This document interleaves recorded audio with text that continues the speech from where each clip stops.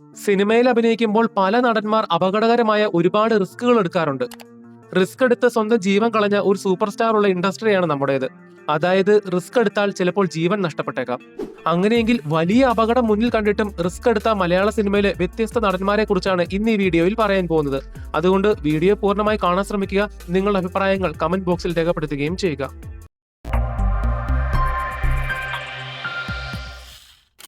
Red Indians 1999 Sunil സംവിധാനം ചെയ്ത സിനിമയാണ് റെഡ് ഇന്ത്യൻസ്.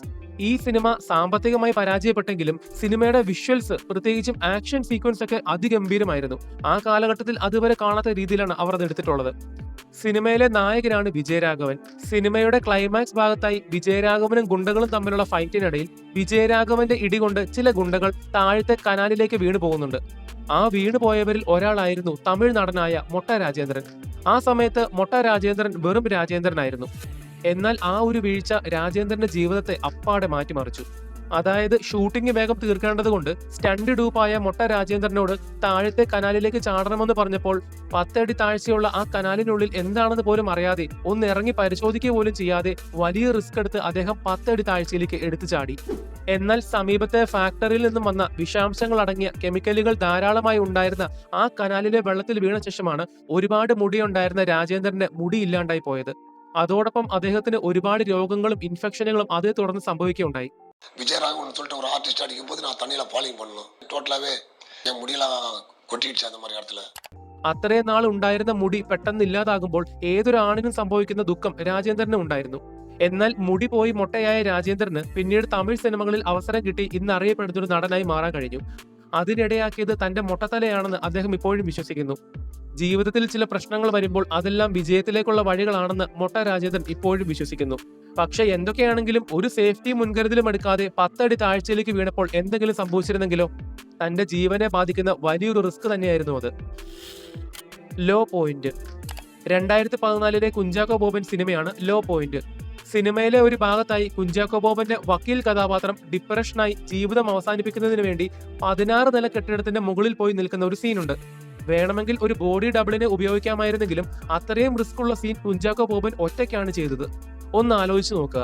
16 നില കെട്ടിടത്തിന്റെ അറ്റത്ത് കുറച്ചധികം മിനിറ്റുകളോളം താഴേക്ക് നോക്കി നിൽക്കുക എന്ന് പറയുമ്പോൾ ഹൃദയമിടിപ്പ് കൂടി തല കറങ്ങി താഴേക്ക് വീഴാനുള്ള സാധ്യതകൾ തള്ളിക്കളയാൻ കഴിയില്ല. സിനിമയ്ക്ക് വേണ്ടി അത്രയും വലിയ റിസ്ക് എടുക്കുന്നതിനിടയിൽ എന്തെങ്കിലും അശ്രദ്ധ സംഭവിച്ചിരുന്നെങ്കിലോ? എന്താകുമായിരുന്നു അവസ്ഥ? ജീവനെ ബാധിക്കുന്ന വലിയൊരു റിസ്ക് തന്നെയായിരുന്നു അത്. എന്തു തന്നെയായിരുന്നാലും അതിനുശേഷം പിന്നീട് കുഞ്ചാക്കോ ബോബൻ ഒരു സിനിമയിലും ഇത്രയും വലിയ റിസ്ക് എടുത്തിട്ടില്ല. പ്രായിക്കര പാപ്പാൻ 1995 TS സുരേഷ് ബാബു സിനിമയാണ് പ്രായിക്കര പാപ്പാൻ. പേര് പോലെ തന്നെ സിനിമയിലെ പ്രധാനപ്പെട്ട കഥാപാത്രങ്ങൾ ആനകളായിരുന്നു. ഈ സിനിമ ഷൂട്ട് ചെയ്തത് തന്നെ വലിയ റിസ്ക് എടുത്തിട്ടാണ്.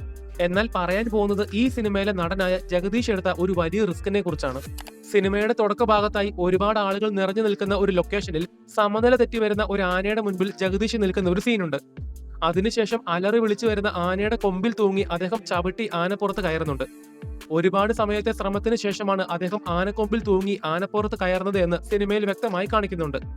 ആനയുമായി ഒരു മുൻപരിചയമില്ലാത്ത ഒരു നടൻ സമനില തെറ്റി വരുന്ന ഒരു ആനയുടെ കൊമ്പിൽ തൂങ്ങി ചവിട്ടി കയറുക എന്ന് പറയുമ്പോൾ അദ്ദേഹത്തിന് ജീവൻ പണയം വെച്ചിട്ടാണ് അത് ചെയ്തത്. അത്രയും വലിയ റിസ്ക് ജഗദീഷ് എടുക്കുന്നതിനുള്ള കോൺഫിഡൻസ് കിട്ടിയത് ജഗദീഷിന്റെ സുഹൃത്തും ആ സിനിമയിൽ അഭിനയിക്കുകയും ചെയ്ത ഗണേഷ് കുമാറിന്റെ ആനയായിരുന്നു ആ സീനിൽ ഉണ്ടായിരുന്നത് എന്നതുകൊണ്ട് മാത്രമാണ്. നല്ല ട്രെയിനിങ് കിട്ടിയ ആനയായതുകൊണ്ട് ഒന്നും ഉണ്ടാകില്ല എന്നുള്ള ഗണേഷ് കുമാറിന്റെ വാക്കാലുള്ള ഉറപ്പിന്മേലാണ് ജഗദീഷ് തന്റെ ജീവൻ പണയം വെച്ച് അത്രയും വലിയ റിസ്ക് എടുത്തത്.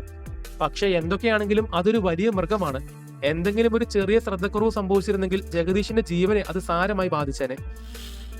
മനസ്സിനക്കരെ 2003 സത്യൻ അന്തിക്കാട് ജയറാം സിനിമയാണ് മനസ്സിനക്കരെ. ഈ സിനിമയിൽ ഒരു ഭാഗത്തായി ജയറാം അപകടകരമായ ഒരു വലിയ റിസ്ക് എടുത്തിട്ടുണ്ട്. നിങ്ങൾ എത്ര പേർ അത് ശ്രദ്ധിച്ചിട്ടുണ്ടെന്ന് അറിയില്ല. അതായത് സിനിമയിലെ മറക്കുടയാൽ മുഖം മറയ്ക്കുമെന്നൊരു പാട്ടിനിടയിൽ ജയറാമിന്റെ ഒരു നാടൻ ഡാൻസ് ഉണ്ട്. ആ ഡാൻസിനിടയിൽ ചെളിയുള്ള കണ്ടത്തിൽ നിൽക്കുന്ന ജയറാം പിറകോട്ട് ഒരു ബാക്ക് ഫ്ലിപ്പ് ചെയ്യുന്നുണ്ട്. പിറകോട്ട് ബാക്ക് ഫ്ലിപ്പ് ചെയ്ത് ചാടുമ്പോൾ പിന്നിൽ നിൽക്കുന്ന ഡാൻസേഴ്സിന് മുൻപായി വീഴുന്ന ജയറാമിന്റെ നടു നല്ലതുപോലെ ഇടിക്കുന്നുണ്ട്. ചാടുന്നതിനിടയിൽ ജയറാം കൈകുത്തി അഡ്ജസ്റ്റ് ചെയ്യുന്നുണ്ടെങ്കിൽ പോലും നടു ആദ്യം ചെന്നിടിക്കുന്നതായി കാണാൻ കഴിയും.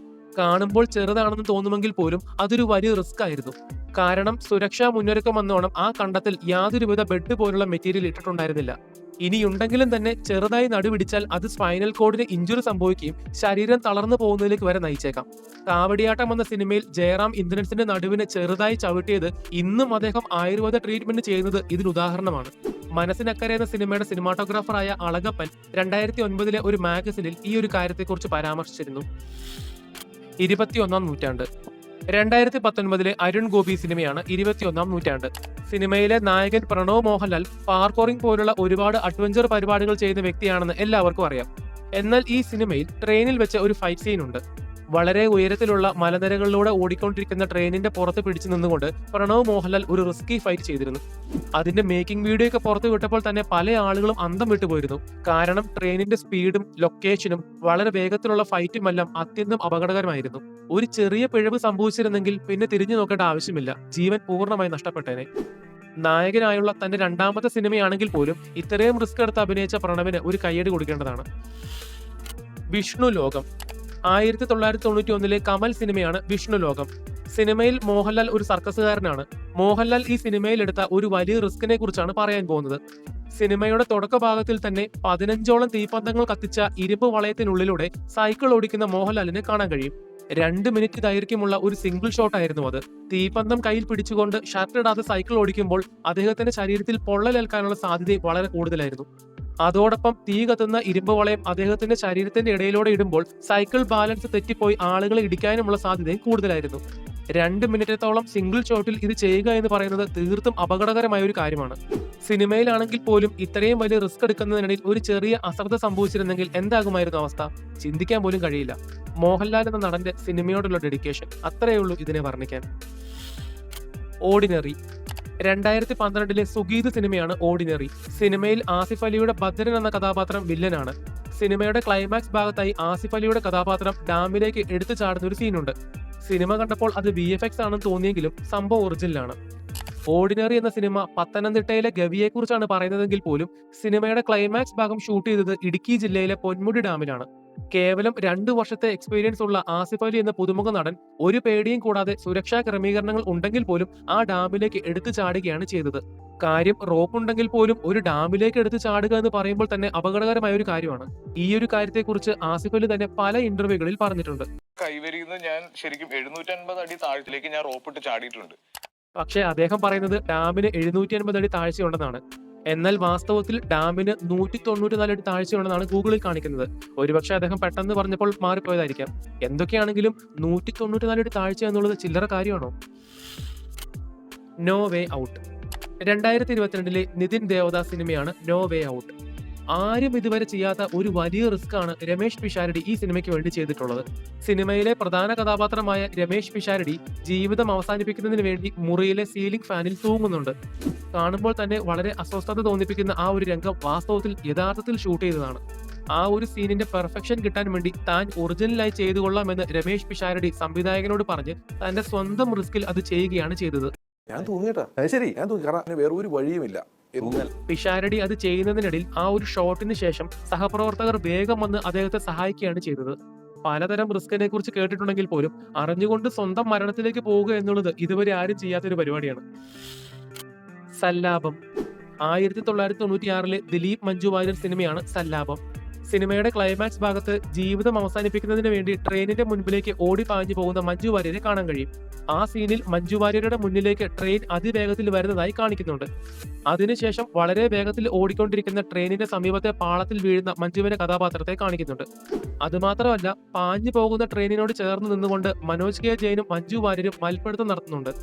ഒന്നാമതായി അതൊരു രാത്രി സമയമാണ്. അതുകൊണ്ട് ട്രെയിൻ വരുന്ന ദിശ കൃത്യമായി കാണാൻ പോലും കഴിയില്ല. അതുമാത്രമല്ല, മൽപ്പിടുത്തത്തിനിടയിൽ എന്തെങ്കിലും ശ്രദ്ധക്കുറവ് സംഭവിച്ച് ട്രെയിൻ തട്ടിയിരുന്നെങ്കിലോ? രണ്ടുപേരുടെയും ജീവനെ ബാധിക്കുന്ന അത്യന്തം അപകടകരമായ റിസ്ക് ആയിരുന്നു ആ സിനിമയ്ക്ക് വേണ്ടി അവർ രണ്ടുപേരും ചെയ്തത്.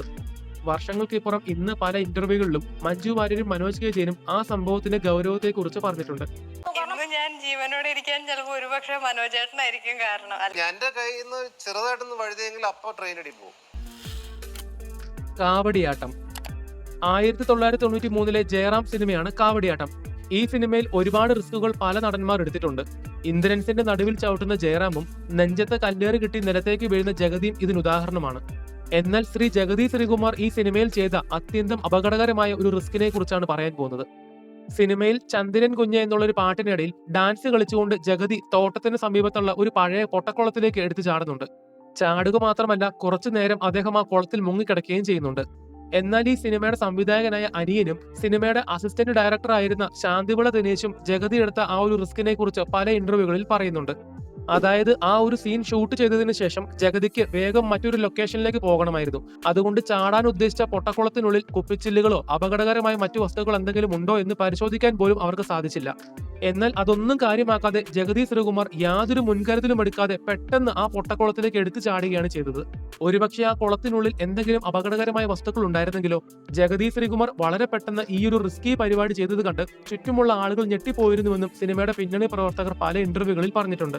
വർക്ക് ചെയ്തുകൊണ്ടിരുന്ന മുഴുവൻ പേര് പ്രാർത്ഥനയായിരുന്നു, ഒന്നും സംഭവിക്കരുതെന്ന്. കാരണം വീഡിയോ നിങ്ങൾക്ക് ഇഷ്ടപ്പെട്ടെങ്കിൽ ചാനൽ സബ്സ്ക്രൈബ് ചെയ്യുന്ന കാര്യം ഒന്ന് പരിഗണിക്കുക.